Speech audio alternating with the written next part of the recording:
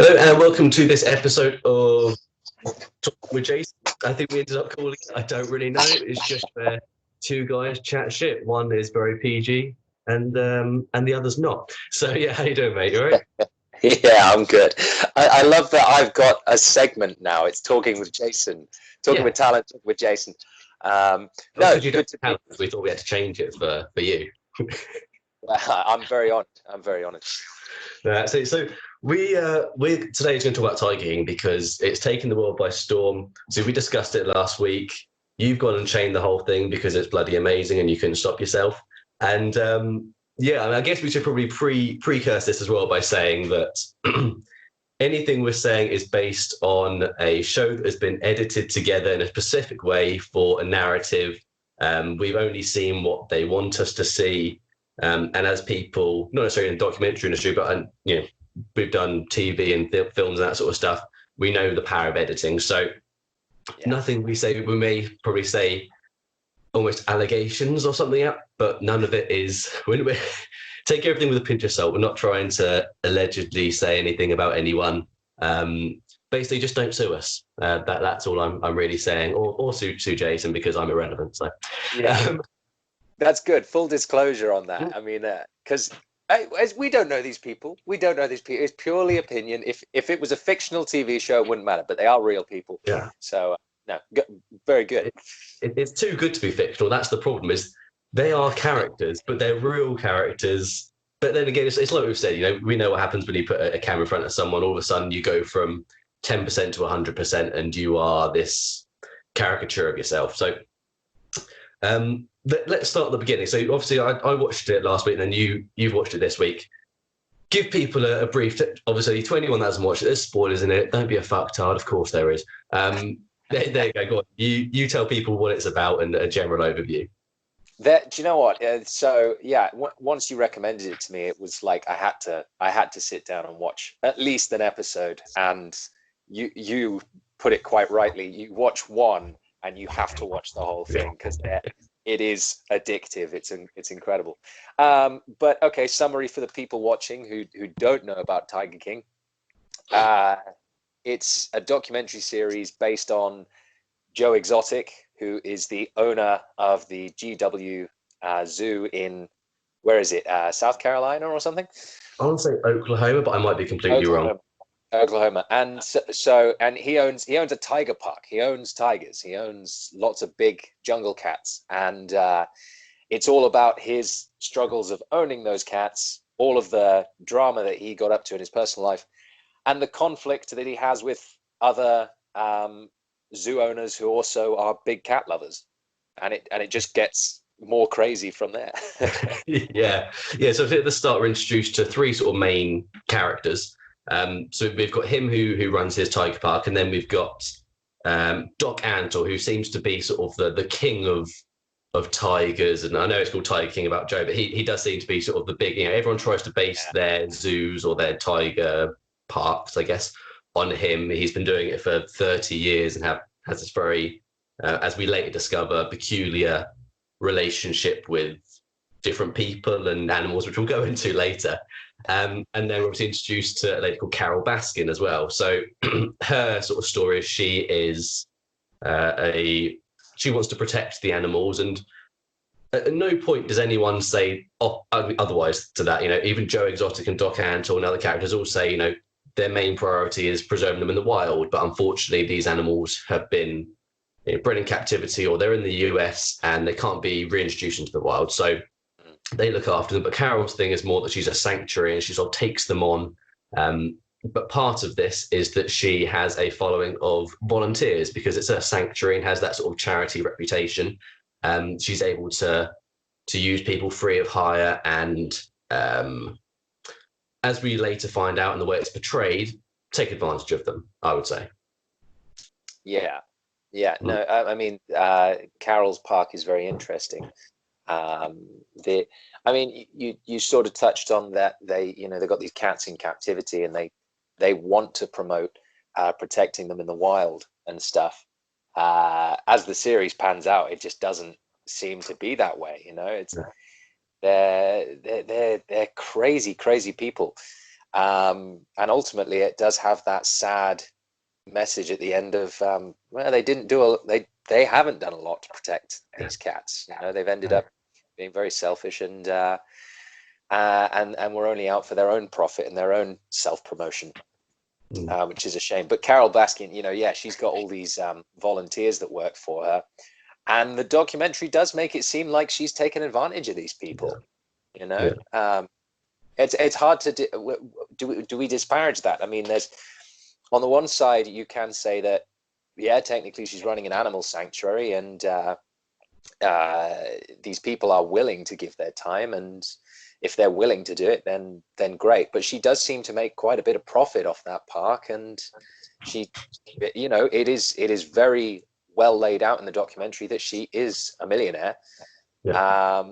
And she doesn't pay anyone a basic salary, and maybe she did pay a basic salary, she might even have more quality people working there. But you know, well, I mean, the way it comes across is when they're sort of the first time they're introducing everyone, they're showing the different parks, and it's quite hard to figure out how she's any different to the others, not personality wise, but in the park sense. You know, she still has all these like big cats, she's making profit from them, but because she's marketed it more as a charity, she's got millions of Facebook likes on the page and Instagram followers, and her social media blowing up. She'll be making an absolute killing from the social media alone, let alone, you know, everything that she's getting there as well. And because of how she sets up, again, like I said, she gets the volunteers, and she probably gets a lot of different payouts from different people. And I'm not going to go into tax in the US and if it's different or anything, but if she's registered it slightly differently, I know in the UK obviously it'd be different tax implications and stuff like that as well.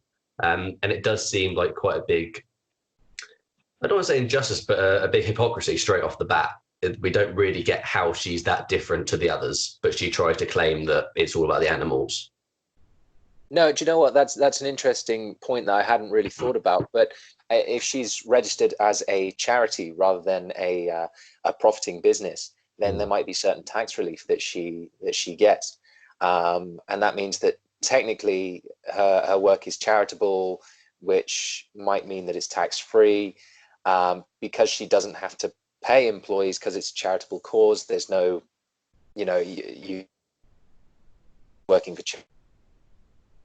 Yeah, actually, now that you mention that, it does have a sort of a scary implication that she's actually the biggest con artist of them all, because, you know, she goes about it in such a way. She always has this holier than thou presence about her. But all of the park workers that work in the tiger sanctuaries and stuff, they've said there's no difference to her structure or the way she looks after the animals. You know, she just she's just treating the people differently. Yeah, it's a weird one, because even before, like I said, we know that later on there's allegations, and I think the reason this is such an addicting show is because there's so many storylines. Obviously, you've got the tigers, and we've got disappearing people, murders for hire, all this sort of stuff, all rolled into one TV series. But before we even get into that, she just doesn't feel trustworthy. She doesn't feel genuine from the moment you meet her. There's just something about her that, again, it's how it's shown in the documentary, but there's just something that doesn't feel right about her. When she laughs, it doesn't feel genuine. It sort of, I don't know, for me personally, it just put me on edge a little bit. I just thought instantly, before we heard any of the bad stuff, there's just something about you that I don't like. She doesn't seem like a genuine person. She doesn't seem I mean, all of them have got like a facade on for TV, but in totally different approaches. You know, at least with Joe, the main guy, you believe that's how he is. Yeah. You know, you're like, I accept you as that. And even Doc Antle, you're like, you're a little more serious, and you seem a little more business minded and stuff, a little more put together than Joe Exotic, but you still, you know, there's a genuine thing there with Carol. You feel like she's trying to put on this air of very professional, very level-headed. She wants you to believe the entire time that she's all about the cats, all about the preservation, all about the humanitarian aspect of being a tiger keeper, and that her whole approach is about protecting the cats rather than destroying her competition, which is Joe and Doc Antle. You know, she seems to, and again, it comes down to, you watch her and you're like, yeah, something else. There's something else about you. Something I don't believe you. Because when you are first introduced to her, I at first I thought, oh, she seems very level-headed. She seems very down to earth, you know. But then as it goes on, you're like, nah, you're just as messed up as these guys, but you're just better at hiding it.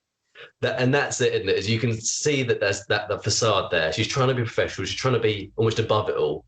And she, you know, sort of looking down on them, but look at these, you know, people messing around. Whereas really, she's down there scrapping with them. And yeah, so obviously we're introduced to her, and then Doc Antle, I guess you could describe him as sort of the Dr. Dolittle. Like I said, he's been doing it 30 years. He thinks that he can sort of talk to the animals, and it's this family thing, and lots of them come around, but it's a different vibe, isn't it, to the other two?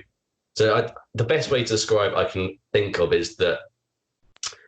So Joe, I thought I'll have to look it up if it's Oklahoma, but it's a bit more. The park is a bit more sort of. It feels a bit more run down, a bit more. I don't know. Obviously, the Carol's has more of that Florida sort of, you know, longer grass and the humidity. It just looks a bit more green and lush. And then Doc Antle's is that on the spectrum. That one looks beautiful. It looks like some sort of tropical paradise almost, doesn't it? He's got a very professional place coming in. And then he rides in on an elephant and all this sort of thing. It's a big facade and a big show. I mean, what were your thoughts on him off the bat? I liked Doc. There was something about him where I was like, you're kind of crazy, but you're crazy in a way that you get it.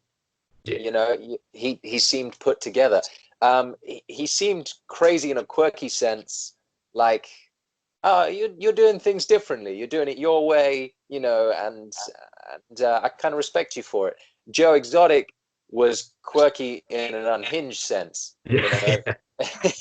he seems like you're like, oh, you've got some issues. You've got some mental capacity issues, which potentially makes you dangerous. And then with Carol, you're sort of like, you're different and quirky, but she felt really hippie, you know. She felt like free love kind of peace and protect the animals kind of thing. Yeah, very hippie, which again makes you go like I think it's extremist values. I think it's extreme with her. She's potentially dangerous because of her extremist ways and wanting something which you know, she requires a lot of assistance from obviously the government and legislation, which means that she's constantly going that, and that it becomes obsessive and quite destructive. Doc Antle seems to be this bridge between them where, you know, he's kind of the best of both worlds. He's quirky and crazy, and he's up for just entertainment and enjoying everything. But he also is about the wholesome, the treatment of the animals and keeping everything to a standard. But he ends up very dark.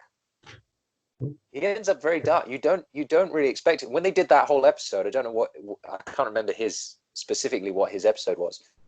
But when you find out that he's into polygamy, and he kind of runs his place like a cult. And then he's euthanizing his tigers, and you're like, okay, now I'm starting to worry about you.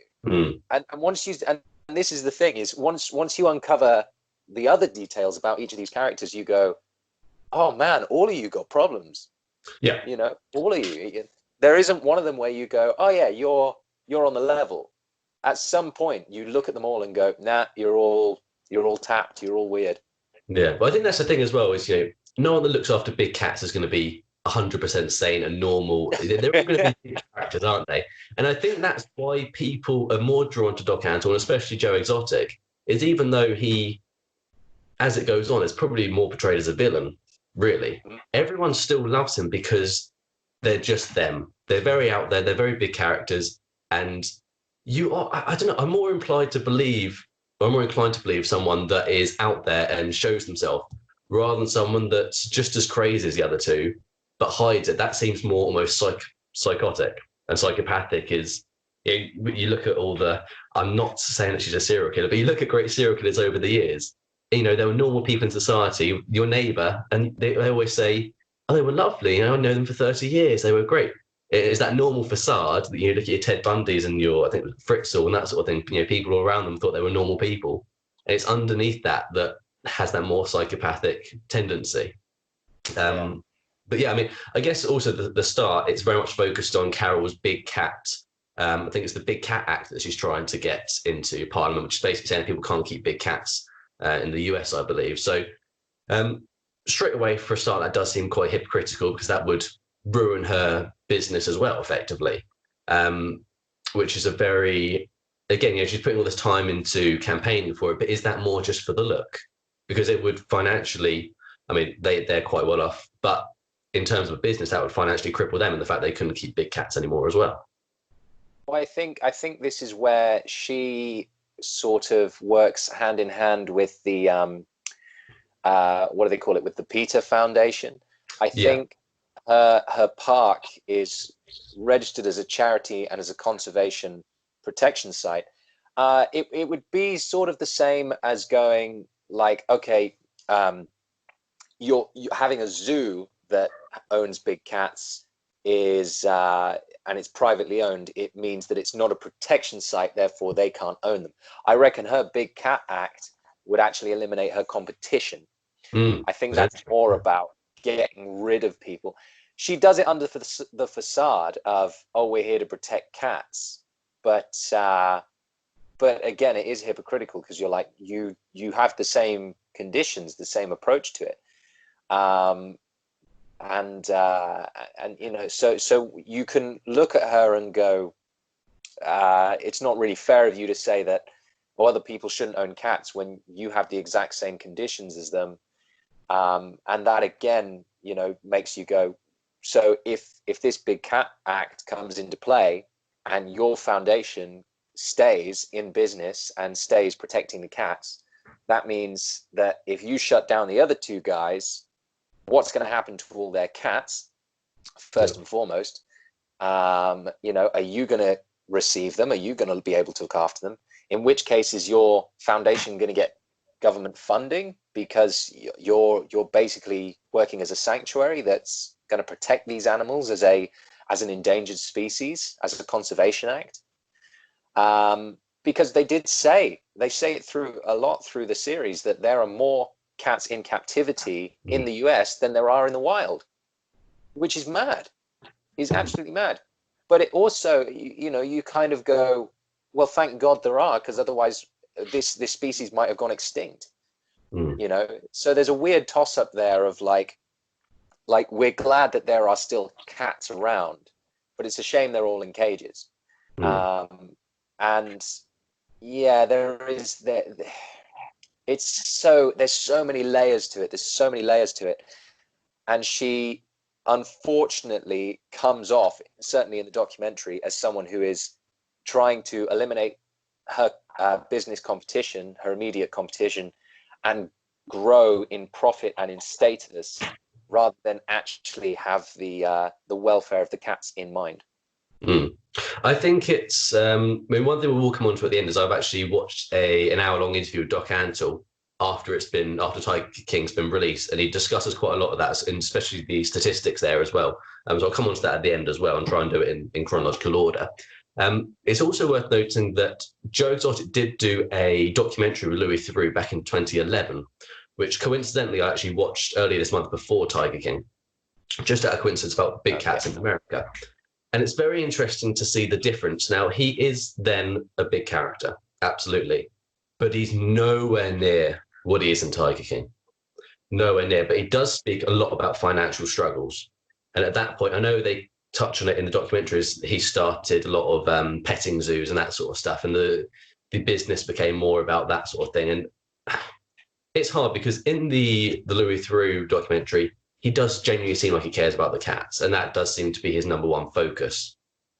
However, he also talks a lot about financial struggles, and I think that that creates that change, and that's understandable. You know, if you're going through financial struggles and you are on the skin of your ass, it's only natural that money becomes the number one thing on your mind. And I can see how over the years your mind goes from caring about the tigers to caring about the money. Ultimately, the money's to keep them alive, but you start getting a bit more money, a bit more fame, a bit more notoriety. We saw he did an internet show, which seemed to be quite popular, and brought in a producer from, I can't remember what he'd been on, as an ABC or sort of one of those big networks, and helped with a Yeah. few shows.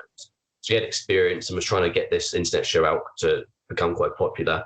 And I think that as his notoriety grew and his fame effectively grew, it became more about that, more about the money than did the animals. It was quite sad to sort of see that change. Although we didn't see it as a transition, it was sort of more how he was and how he is now.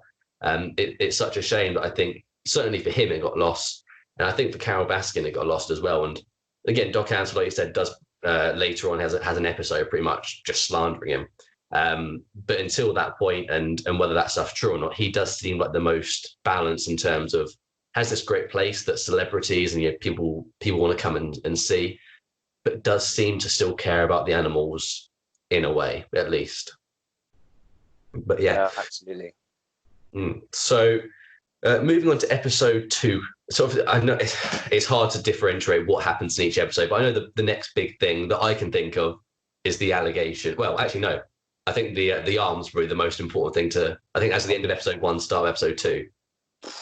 The arm. I mean, this is.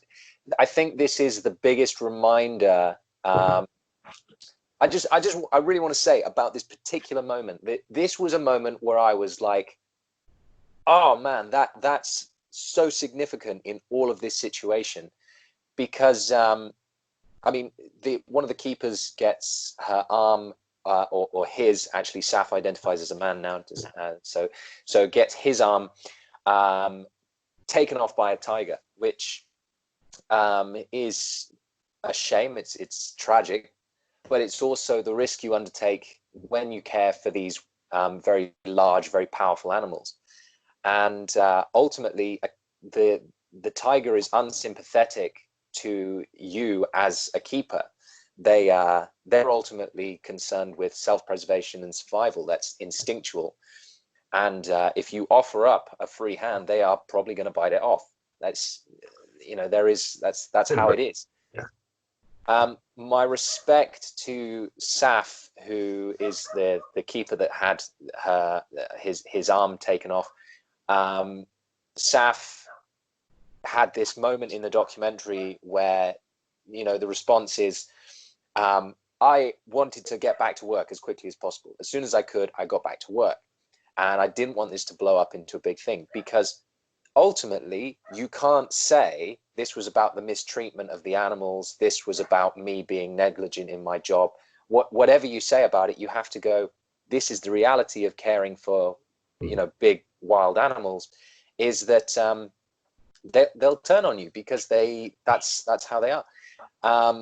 They are unsympathetic. A shark does not care about biting you because it's just looking for a meal. And that's the same with tigers. So I have the ultimate respect for Saffron, who then becomes an image for anyone who wants to join the park. It's able to go, Saf is able to stand there and go, this is what happens when you're not as vigilant on your job as you should be. Are you sure you want to go down this route? Because this can happen. It's real. It's a real thing. So it's a poster image to say, look, I understand what my job role is, and I'm not about to sue the park or leave or make a big case about it, because it was my fault. I offered my hand, and the tiger bit it off. That's between me and the tiger. Am I mad about am I angry at the tiger? No, again, the tiger doesn't understand. So ultimate respect to that. But that's the most that you can really say about it, because that ultimately it's the individual situation. If it had been a guest at the park, if it, and that's what's scary, is thinking like, if it was a guest, if it was a customer, then you're like, wow, okay, that place needs to shut down, but it was a keeper, and the thing is the keepers understand that risk. They acknowledge that when they first sign on to the job. If you're going to work at a chemical plant, a big factory that produces harmful chemicals, then what's going to happen one day if you fall into the vat? You know the risk. Yeah. You know the risk. You know the risk, and ultimately you are assuming that everything's under regulation. You're wearing protective gear. You're told the safety guidelines. You're given a health and safety breakdown. Exactly the same with a tiger. Yeah. You know. Yeah. So ultimately, you kind of have to blame Saffron for doing it, and I think Saffron does blame himself because he's very down to earth about the situation. He's like, yeah, tiger bit my arm off. That's just what happened, and now I don't have one. So yeah. It's one of the first times in the series you actually realize that all of this is about the big cats, because you've got three such big characters all going at each other, or mostly two going at each other. You lose sight of the fact that this is three big cat sanctuaries or big cat parks, however you want to describe them, and they are the focus. But because of these characters and their wars with each other, you lose fact on what actually matters, and that is the animals and the conservation and the efforts towards them. I think it's worth noting that several times Joe's park is sort of described as a backyard park, effectively, by his competitors. And it's, without being there, you can't really judge. But obviously there are precautions and stuff in place, which is implied, and all the workers there know the risks. It's very obvious. And I think actually Saf and some of the other workers probably come off the best out of anyone in the show. Yeah. Because it's targeted, I think, quite early on as well, that Joe focuses on people that are sort of out of work, out of luck, people that are potentially homeless or have just come out of prison. And it's the way that other people say it, they sort of imply that he is taking advantage of them. And I can certainly see that point of view. We saw sort of the living conditions and about how there wasn't electricity at times. There was cockroaches found everywhere. They were basically in these big static trailers that did not look nice at all. And he didn't. I can't remember if he paid them absolute minimum wage or something like disgustingly low, so that they basically couldn't do anything else. But these people did seem to care about their jobs, and in the post interviews and stuff, when they talk to them, they all say, were you there for Joe or the part of the animals? Of the animals, Saf makes a big point where he says, I don't blame the animal. Like you said, it's a natural. Of course, it's going to. It's inbred from generations and generations. No matter how much even if these animals are bred in captivity, there's always going to be a part of them that is their nature. It's like our nature of, we all have a fear of falling, and we have a fear of certain animals because it's inbred in us. Those are dangerous animals. Even before when you're a kid and you haven't been taught that stuff, there's something in the back of your head that goes, maybe I should stay away from that snake that's rattling its stake and hissing at me. But yeah, so I think the workers came across really well. And I think that probably brings us quite nicely onto living conditions, about Joe and his partners, husbands, and all of that interestingness. That was bizarre to me. I mean, the thing that was really mad was when you're first introduced to him, you're like, oh, okay, you're, for want of a better word, you're pretty redneck. You're very the typical gun-toting, real country, deep South American culture, which is so. That, doesn't he? He's happy with that. He freely admits that that's who he is, and he loves it. Yeah, he is. He's really proud of that, and equally, he is.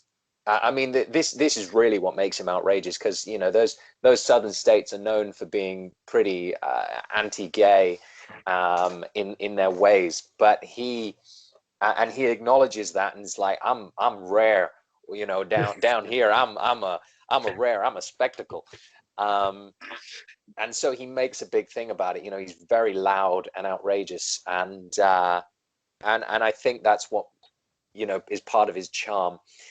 But he certainly the relationships that he has, they both, the way that they're portrayed in the documentary goes from big extremes, because it starts with you're introduced to his husband, and you're like, oh, okay, he's gay. and that's fine. You just go, oh, okay, that's then a little bit later on you're introduced to his second husband, and it's like it's not that he's had two marriages, it's that they're all married. There's three of them and they're all married, you know. So and what's the younger one's name, his second husband? It escapes me at the moment. I can't remember, but of you know, I think one of the real tragedies that happens is the accidental, you know, he shoots himself in the head, and it is accident. I mean, it's not suicide. It's not, you know, it's an accident that happens, which is so horrific. And there's, you know, you don't see it happen, but you see footage of the incident, and the reactions of his campaign manager who saw the incident, and you're like, God, and this is where you're like, this is so powerful. This is so powerful. This, that he had this marriage, and this horrible death that's happened, and then his other relationship collapses because the other guy finds out, oh, I'm actually not gay. I've been sleeping with the receptionist, and me and her are going to go get married.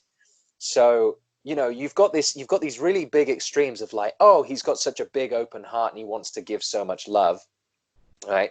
And then he has this horrible tragedy, and you're like, and he seems so deeply affected by it. But then again, I talk about the extremes that it jumps to.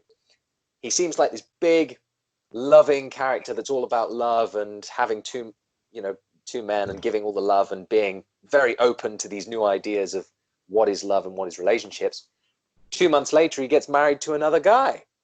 Yeah, and it's also worth noting again, you know, trying to balance arguments and stuff. But these are all his three partners that we see in the documentary are all sort of straight out of high school. They're all sort of 18, 19 when he gets with them, and he's considerably older as well, as is worth noting. It does seem a little bit, I don't want to say predatory, because, you know, they all seem like they're coming into it, you know, not forced, but I think they're certainly, I mean, I guess there's the allure, isn't there? The big cats, I think, definitely comes into it. You know, this is someone that can control these big wild animals. How dangerous and sexy is that sort of thing? I can only imagine is the feeling there. But I felt quite sorry for John Finlay, who I think was his first partner. And then obviously this young kid comes into the park. Joe hits on him and brings him into the relationship. And from the stuff that we see, it does seem very much like Joe wants this kid in the relationship. John Finlay, who we later find out, you know, isn't gay anyway, but almost has been pressured or brainwashed, or however he wants to describe it, into this relationship. Probably didn't care about having this third person in. But he's also portrayed in the documentary as, let's be honest, a drug addict, a meth head, because he's sitting there, you know, when he's interviewed, topless, covered in tattoos, with like 3 teeth, and he seems like a genuinely quite a nice guy. So I feel for him. I know they sort of covered that in the the after show interviews where he's got his new teeth, and he seems like a really friendly guy that would probably be quite fun to chat to. But they do also say that obviously these husbands or partners aren't allowed off-site, which is where it starts to become a bit, oh, this is controlling, culty kind of manipulation thing going on here. And Travis, I think it was the name of the younger guy, because they say, especially with the campaign manager, which again we'll get to in a second, how he sees him blow his brains out. He was talking a lot about depression, and, you know, we saw footage of him saying, "This was my last cigarette before I kill myself," and all this sort of stuff. And although, yeah, everyone, you know, thinks that the suicide was an accident, it definitely seemed it. He definitely wasn't in a good place mentally. That's fair to say. Yeah. There does seem, again, it's these extremes that the documentary goes through.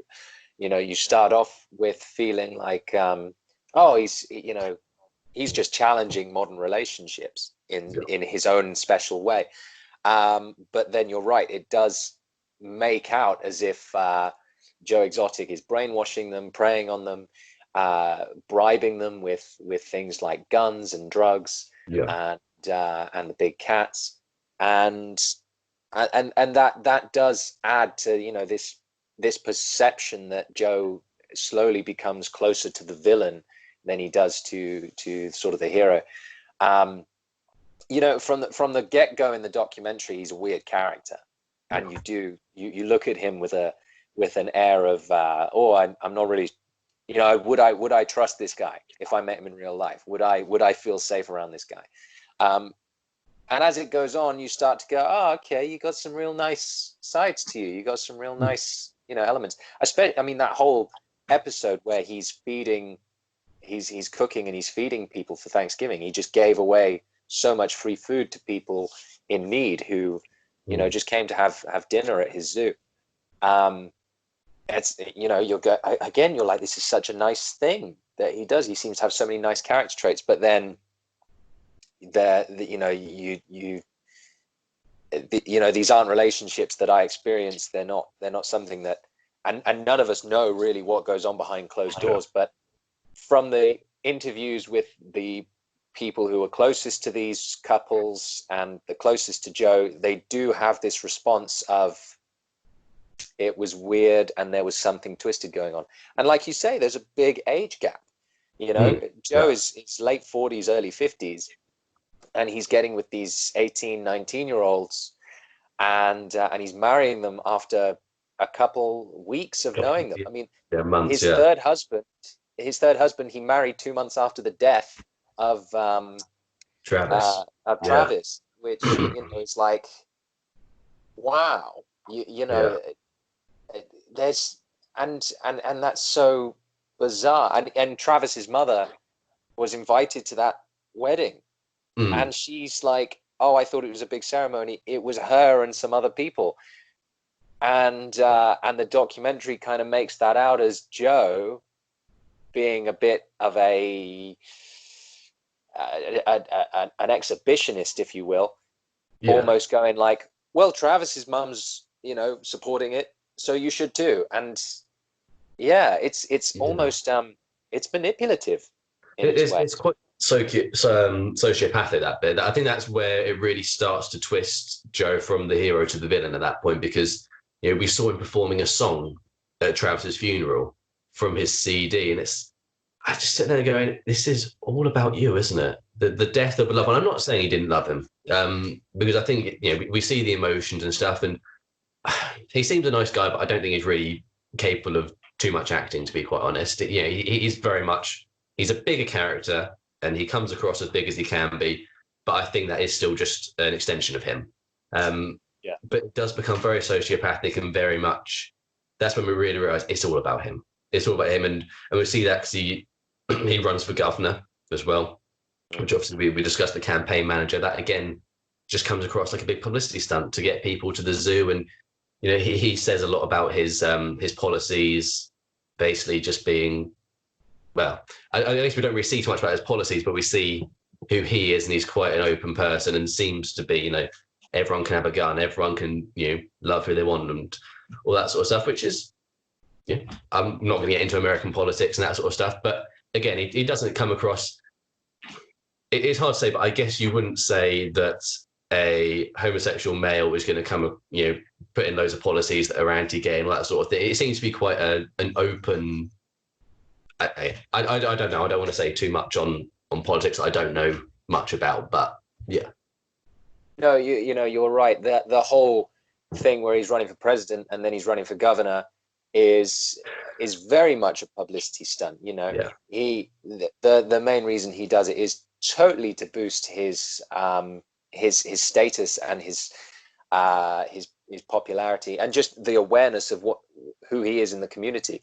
I don't think anyone at any point took him seriously as a nominee. As a third party, there's always, in every political race, there's always a third party which is completely mad.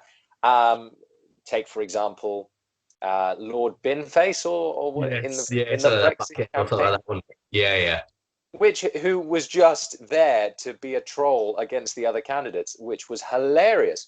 It was absolutely hilarious. But why did they do that other than for the likes on Instagram and the views on YouTube? It's also moving to the political system as well, isn't it? And saying, no, we're fucking done with this shit. Like, this is all a joke now. But yeah. when you're a certain type of character, I think Joe Exotic is sort of the epitome of this. He does not care about looking a certain way or holding a certain standard. Yeah.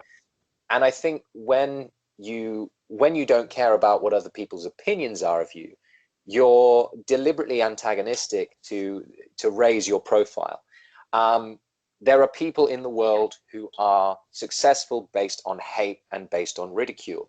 You know, you look at someone like certainly Donald Trump. A lot of his campaign was based on how much people hated his controversial views. Katie Hopkins, who is very famous in Britain for being like the Britain's most hated woman, is someone who the only reason we talk about her is because of how outrageous her non-political speech is. So, you know, Joe Exotic fits that demographic. He is someone who will say whatever is necessary to get attention. And so I believe that if you want to be successful overnight, if you want to be a sensation, then you just do something outrageous, because that gets you retweets. So, you know, his political campaign of throwing out condoms with his face on. Right, it's great. It's totally, you know. So as much as we can say like, oh, he's progressive in his mindset, I mean, that depends on your political stance anyway. Yeah. But his progressive nature, I'm sure that on one sense he would be like, oh, guns for everyone, you know, which is like, okay, well, if you're a big supporter of the Second Amendment and you're a big gun lover, then Joe Exotic's your man. But if you're also the type of person who is not supportive of the LGBT community, then Joe Exotic's not your man. So he's a bundle of crazy all in one. And some of his things might be progressive and good for certain communities, and others are dangerous. And I think that, you know, there is one side of the coin which makes you go, oh, he's gay and he's supportive of new modern relationships and breaking stereotypes of what is love. On the other side, you can say, oh, he's a bit of a sexual predator. And then you can say, oh, you know, he's got these guns, and he maybe exercises control with them. He doesn't turn them on people. But then you see him blowing up plastic dolls with Carol Ashby's face on. You're like, oh my God, what, you know? So I think you're right. This political campaign it's all to do with attention. Yeah, regardless. It was a weird one because, you know, obviously America, again, from the outside, seems very much, you know, you're left or you're right is one of those two things. And he seemed to have a bundle of different bits from each one, which, regardless of whether he's the character he is, was probably never going to win in that sense anyway. But moving on from that, I think we've talked a lot about Joe, and I think it's important we talk a lot about Carol as well. So before we even get into Joe versus Carol, we need to sort of go into the history of Carol. And we said earlier, yeah, she was very well off, and it's important to go into why she was well off, I think. Carol, you're talking about the murder. I love Carol. I absolutely love this storyline. What is it, like episode 3? I think it's 3, yeah. It's episode 3 where the documentary takes this total 180 on Carol and is like, Carol murdered her husband. Yeah, it shoves down your throat. Yeah, you know that it's hard to believe that the documentary is doing this unbiased, because there are literally shots where Carol is in slow motion laughing, you know, and it's so crazy. I mean, you really do.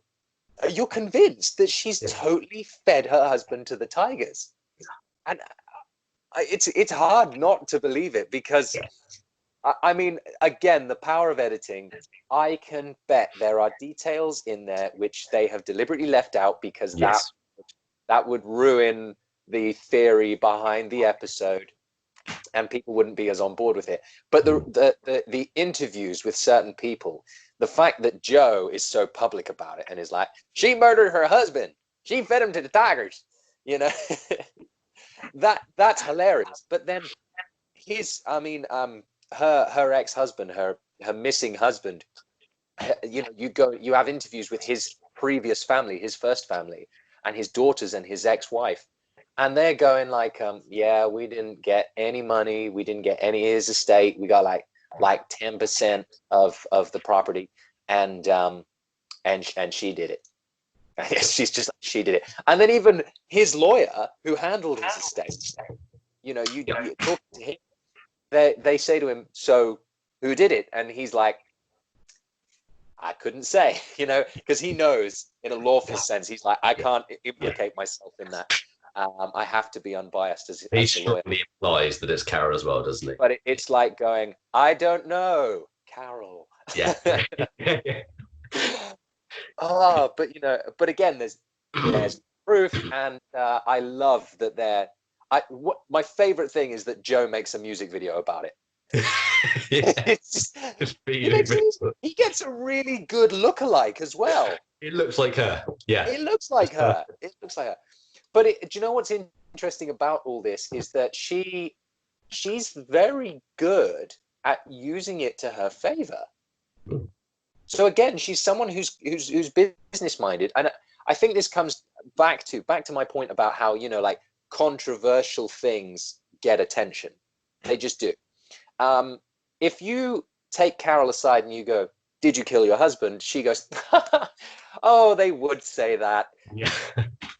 And it's like, you're like, wait, what are you saying? Are you? And she's like, she never at any point says no. She never says no. She never says no. She does this very clever smirk that, if nothing else, makes you believe it more. Which I believe that she understands that gets her attention. I think she knows that it gives her some sort of attention. It's like, so by Joe going at that point, it gets her more views on Facebook. It gets her more likes on Instagram. So when he makes this music video about her and gets a lookalike, I imagine that she probably shared it on her Facebook to say something along the lines of, "Oh, look at this personal attack. Mm-hmm. Yeah. Look at this attack that you had on me. This is so ridiculous." It's her going like, "You should have sympathy for me." And that's boosting Joe's views, which is then boosting her profile because everything that he does boosts her. It's that classic scenario. I know they've done it in Hollywood many times where they stage a rivalry. Yeah. Because a good rivalry gets lots of attention for both parties. Yeah. And they both rise from it as well.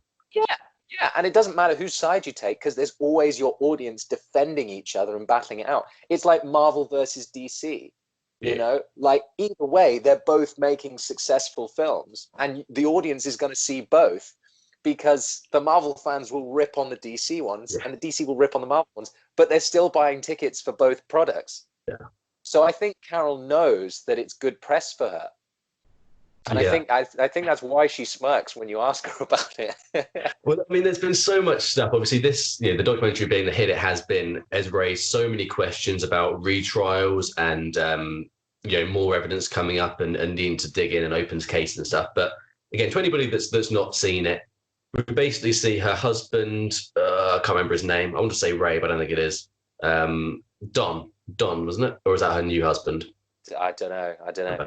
Her ex-husband was very, very wealthy, and everyone that we speak to, so sort of his groundskeeper was saying he was hiding money everywhere. And the day before he went missing and disappeared, he was saying, if I pull this off, it's going to be the greatest story ever. His family are obviously saying that the disappearance, he wouldn't just run away. He loved his money too much, and he built this empire. But it became very obvious from what everybody said.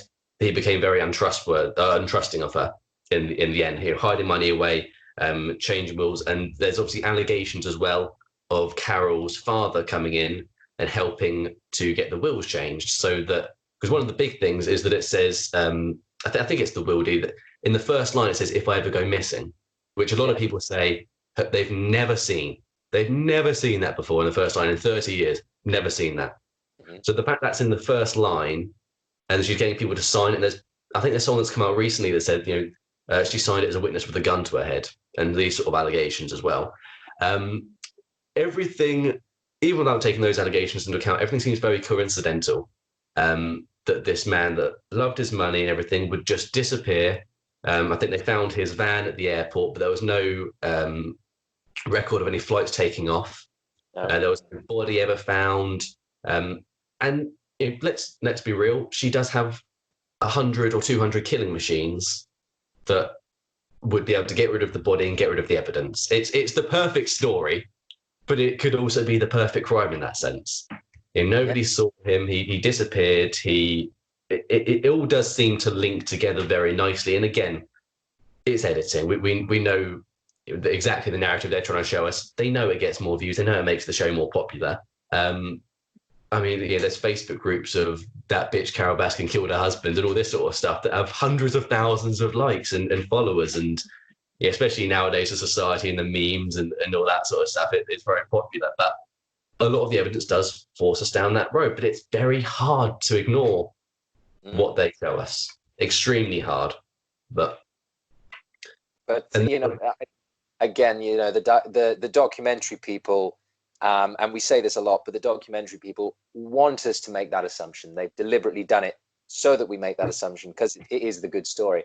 There's every possibility that because her husband had in fact mentioned, I plan to disappear. You know, people have said that. It's like there's every chance that he is on a tropical island somewhere, living it up with a coconut and a mangostini. You know, it's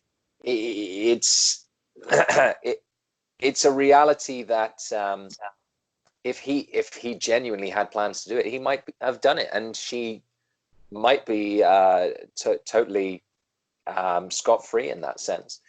But you know, he went missing in the 90s or something. It was 20 years ago at least, I'm sure. So you know, at this point, it's like, would we ever find him? But you're right, with the legal documents and stuff, it's very fishy. She changed the will before he disappeared. That line about if I ever disappear, that seems very, very strange. And then 5 years to the day that he goes missing, she files for his death and his death certificate. It's just all very, if it's not her that did it, it's a very heartless, cold approach to her husband going missing. Yeah. And again, he was like, 20 years older than her? He was quite a bit older, and the way they met was very peculiar as well. He sort of picked her up on a street, which I've read from people in the local area of that street that it's basically the hooker street, apparently. So it's very weird. He picked her up with a gun in the car and was like, "Oh, I'm having troubles in my marriage. I need to talk to someone." She's like, "Oh, me too, but I don't trust you. Here, hold this gun on me and we'll drive around and talk." And they go to a hotel room and supposedly fuck on the first night. And also it's worth noting that he reported her to the police multiple times and has stuff on record saying, "I'm scared for my life. There's guns in the house. She genuinely scares me," which again, it all leads to that. It's very convenient, but you can't ignore that sort of stuff. No. And you're right. Yeah, no, that is the word as well. It's convenient. Yeah. But again, speculation and clever editing and ultimately good entertainment. That's why we're here. That's why we're discussing it, because it makes for an interesting story. Now, I think we're only about halfway through the series, and we're up to 53 minutes. Should we call it there and do this as a two-parter? Or do you want to carry on? Maybe, because otherwise, you know, people aren't going to be checking in. It'll be longer than the documentary itself. Yeah, we've got so much to cover. We've even got a new character which gets introduced about halfway through, which we've not even touched on yet. Right. Yeah, absolutely, and that's a whole new kettle of fish. That's an interesting one as well. But yeah, I think we leave it there and maybe pick this up at some point later this week or next week and do it as a two-parter. Yeah, why not? I think that'd be good. Awesome. Well, thank you very much, man. Again, disclaimer: we're not putting any allegations out there. No. We're just saying we're just saying what the documentary forces down your throat. Really, that's kind of it. You know, there's a strong agenda for entertaining content, and hey, maybe we're the saps that are just falling for it. But it's very interesting. It's a good watch as well. So anyone that's not watched it, go and watch it, and check back for part 2 next week. Wicked. Brilliant. Thank you, man. Take care of yourself, bud. Yeah, cheers. See you in a bit. Bye.